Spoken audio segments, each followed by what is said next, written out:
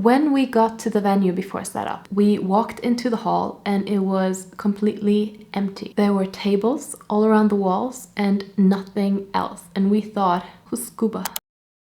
Hello friends and welcome to a new video. This week we're doing a local Comic Con to me and I'm so excited. It's a one-day event. It starts tomorrow, which is a Sunday, and so today we're doing prep. If you're new here, hi, it's so nice to meet you. My name is Evie. I am a wildlife artist and I run a small business where I sell my own enamel pins and stickers and other merchandise that I design. If you're a returning subscriber, welcome back and thank you so much for coming back.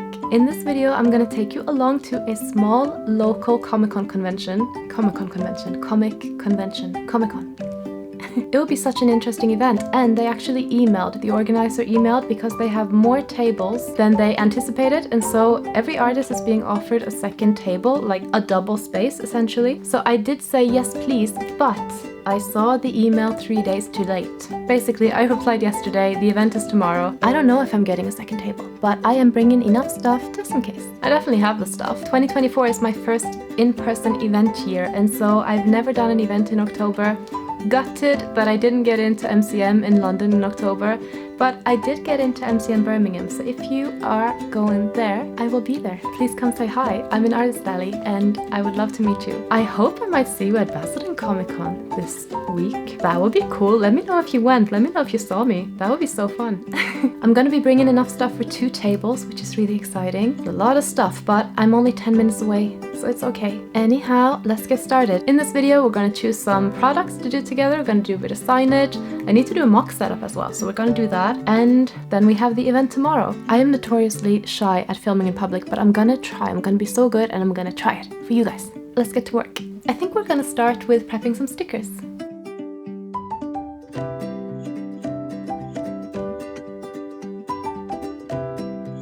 Stickers have all been selected and I'm bringing between 6 and 10 of each, which is probably way too much for a small convention like this, but we'll see. Since we're in October and Halloween time, I'm bringing a lot of my Franken Lotto ones, all the ones I have. Like I have more here, but I'm bringing a few of each design. I'm also bringing a lot of my Lotto in outfits because I think these are really cute. And then just a few other ones like my Lotto Gotchis, a couple of winter ones, and a few extras. Next up, let's pick some pins from the shelves. You pull your hair on a back slick. You know I like it like that. The other girls in the backseat, me in the front 'cause I'm bad. And it feels like the prom. Got so nervous so I got a little drunk. And they're waiting. I was just choosing the enamel pins to bring for the Lotto setup, and I remember that I have these stickers from Hatchelotto's Series 2, if you're part of that Kickstarter or if you've seen that. But it's basically a lot of my lottos or axolotls as different types of fruit. This is the passion fruit. This is the pink lemonade lotto. This is the watermelon one. My camera died, so I'm not sure if that clip saved or not, but basically what I was saying before I was rudely interrupted. I was choosing the pins that I'm going to bring for the convention tomorrow, the Lotto ones, and I remember that I have these stickers. Oh yeah, I have individual backing cards for these, and I think they say enamel pin on them, which is annoying, but I'm thinking I might be able to cover that up with this sticker, and then that should be alright. Anyhow, I'm going to prep a few of those because I think they'll look cute.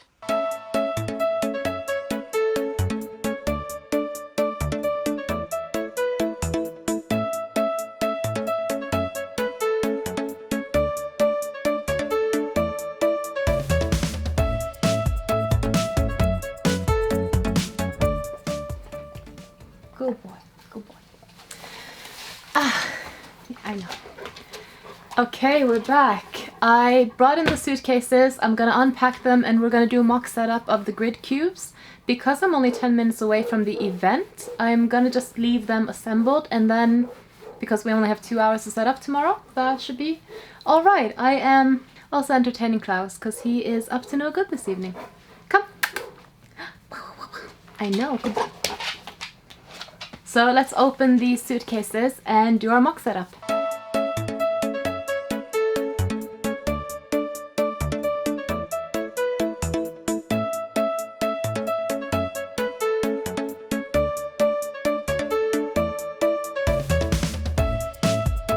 So I've got my first mock setup up just in terms of the grid cubes. And basically with this one, I'm just going to mirror it on the other side. So what I'm going to do now is I'm going to take it apart in chunks so that they will fit into the car. And then I can easily assemble them tomorrow. Hello friends, and welcome to this little pack-in session. In this clip, I am assembling mystery bags, and I love bringing these to conventions. In the past, I've had these teeny tiny mystery bags, and I wanted to kind of plump them up a little bit and make them feel a bit more exciting than my little pouches have been. So I decided to go for these sweet bags. And there is such a funny story behind these sweet bags because I bought them at the start of 2019. I had just come back from MCM in London, and if you're not familiar with it, it's a very big Comic Con here in the UK, and I had been there for the day as an attendee and kind of talked to other stall holders and things, and I was feeling so inspired to apply and sell there myself. This was the October event that I'd been to, so I went online and I ordered these sweet bags because I wanted to make mystery bags. MCM was different back then. I think it was a first come first serve at that point. So I signed up for their newsletter and they were like, yeah, so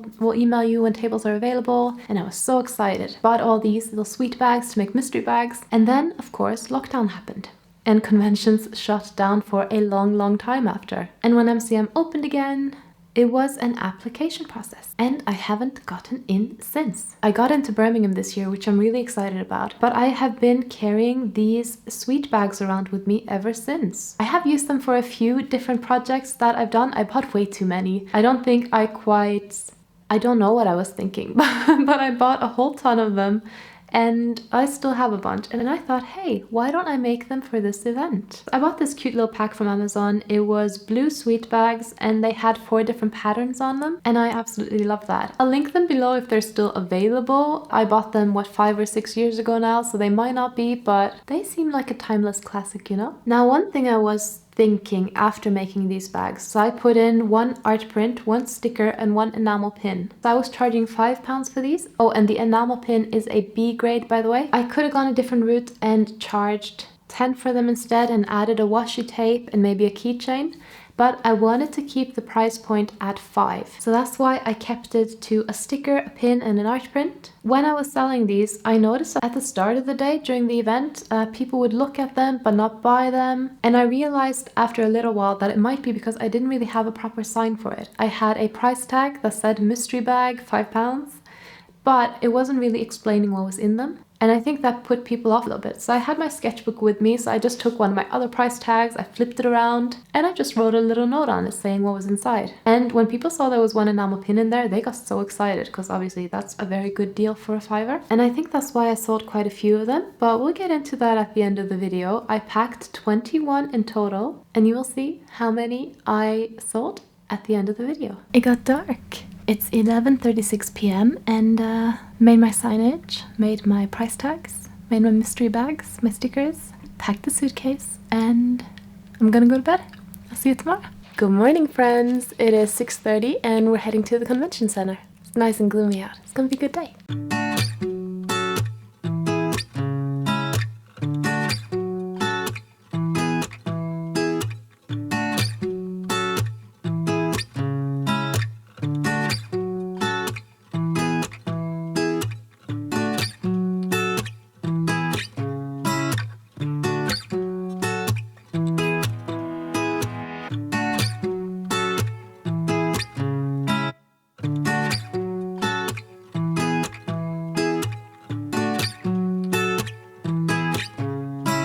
And we're back! Today was such a nice day. It was such a fun event, and I will definitely be going back next year. It's currently 6 o'clock. We've ordered some food, gonna have a shower, just sit and relax, and tomorrow you and me are gonna do a breakdown.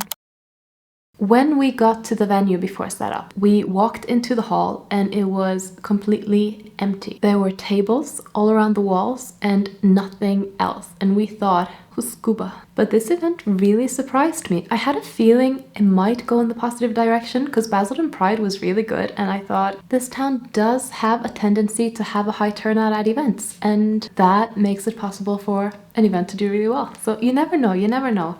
But I had a good feeling about it, even though I was worried.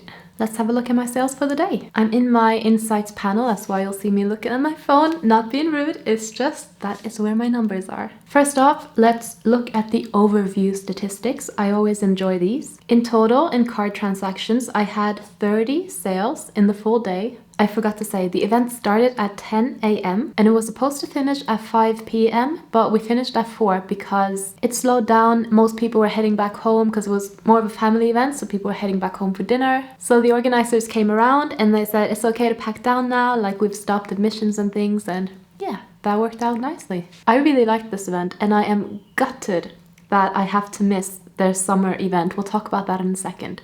Okay, so let's have a look. Let's do card transactions first. So all the stats I'm going over now are card transactions, and then we'll move on to cash after. In card transactions, I had 30 sales throughout the entire day, and I sold 41 items. But in my card reader, a bundle is also counted as one item, so we'll go into more detail on that. But it is a few more than 41. Not that many more, but a few more. The busiest hour of the day was between 11 a.m. and noon. And to be fair, from 10 o'clock until 1 o'clock, it was fairly busy. They're not far apart. In that busiest hour, I had 9 sales. I think 9 sales per hour is busier than my busiest hour at Hyper Japan. Keep in mind, if you've seen that Hyper Japan blog, that was over 3 days. This is just 1 day. But yeah, busiest hour was very good. My best-selling items, I get a breakdown of the 5 best-selling items. Enamel pins, I sold 13 individual enamel pins. And then I also sold 5 bundles of 3. So that's an additional 15, head maths, 15. So in total, I sold 28 enamel pins via card transactions. My second bestseller was plushie charms. They're always up there in the top runners. And here's where it gets interesting. Mystery bags are in third place. I had mystery bags that you saw me pack. They were £5 each, which is really cheap for a mystery bag that has an enamel pin in it. I wanted to have something to offer at a lower price and threshold. And I also have a lot of B-grade pins of my Lotto Win collection, so I thought I could put some of those in there. That's okay. My fourth best-selling item was the enamel pin bundles that we touched on. And then the fifth best-selling items is a new thing for me. Usually my keychains don't sell at all. Like, I brought them to tons of events where I haven't sold a single one. But this time I brought the new Woodland Burbs collection and they sold really well in comparison. So I sold 5 individual keychains, and then there was also one that had a bundle of 5 that we did like a special price for. So that is 10 keychains in total, which is a keychain record for me at events. I don't think I've ever sold one before, so definitely a record. And my total card transactions for the day ended up at £334. Of that 334, I got paid out £328.33, which means that there were fees of £5.67, which seems quite high, but it is what it is. Next, let's head over to cash transactions. I actually wrote them down this time on my phone instead of a piece of paper that I'm destined to lose. 1, 2, 3, 4, 5, 6, 7, 8, 9, 10, 11, 12. I had 12 cash sales on the day, which brings us up to 42 sales in total. The first cash transaction was £23 and it was a plushie charm and 6 sticker sheets, which was exciting.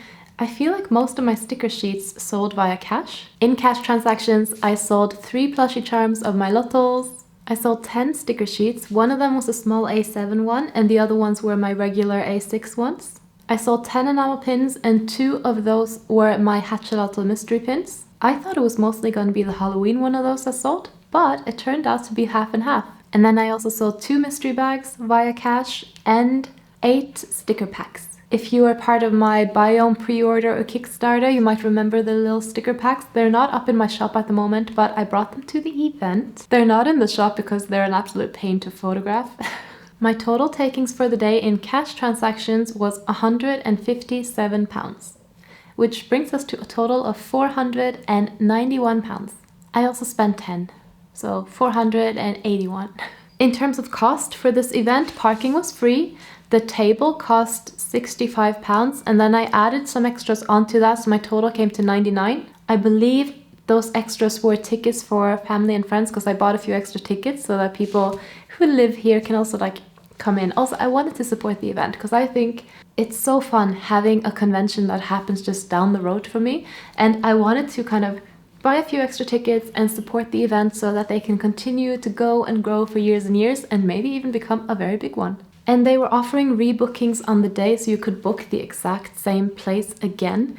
And I said, yes, please. And I paid my deposit, and then I checked my calendar and I realized the date that their summer convention is the same day as SunnyCon in Newcastle, which I was accepted to and I've paid for and I booked the hotel for. I cannot cancel it. And from what I've heard about SunnyCon income-wise, it's a good con.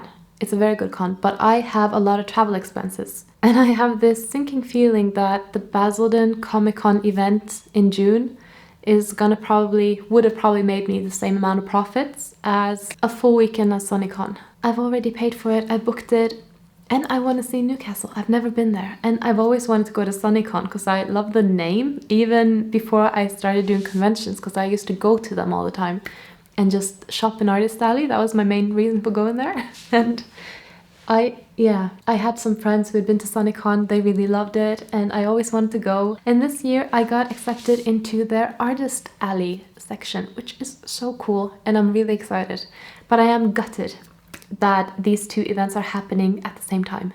I am most definitely booking the October one again, and I am just crossing my fingers that it doesn't happen at the same weekend as MCM, but I have a feeling they'll keep an eye on that. But I can see why they wouldn't think that it matters if it clashes with an event that's like up in Newcastle and versus down on the outskirts of London. So I don't know.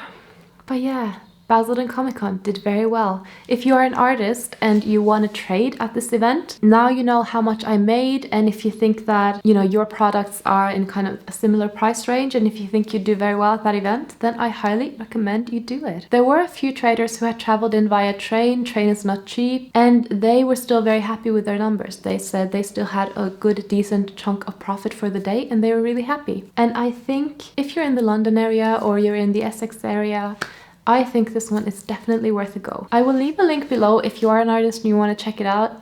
It's organized by Create Conventions, and they are lovely. They are so nice. One thing I will say is that the venue, it's not fully accessible via public transport. So you can take a train to Basildon, but then you'll probably need to get a taxi. I don't know if there's a bus, but a taxi is around a tenner, like 8 to 10 pounds, something like that, to get to the Festival Leisure Park area. And it's very easy to get a taxi here. Like, it's not going to be an issue for you, but just keep that in mind. Parking was free at the venue, so you don't have to worry about that.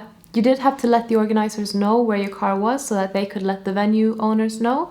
But other than that, no issue whatsoever. This was my market vlog and breakdown for Basildon Comic Con, the October event, if you're watching this like far in the future, October 2024. And it was really fun. You could tell that people were there to spend. There were a lot of parents who would like drag their kids along and be like, what would you like? What would you like? And it was baffling, puzzling. I've never seen anything like it. It was great. And my goodness, the rush of excitement when you have a queue and you actually have a purpose at a market or event, I loved that. I've done so many slow ones this year and they are just the most energy draining things because you have no purpose. But this one was brilliant. I loved it so much, and I will definitely be coming back in October, and I might have a proxy in June. We'll see, we'll see. I wish they'd move the dates just one weekend.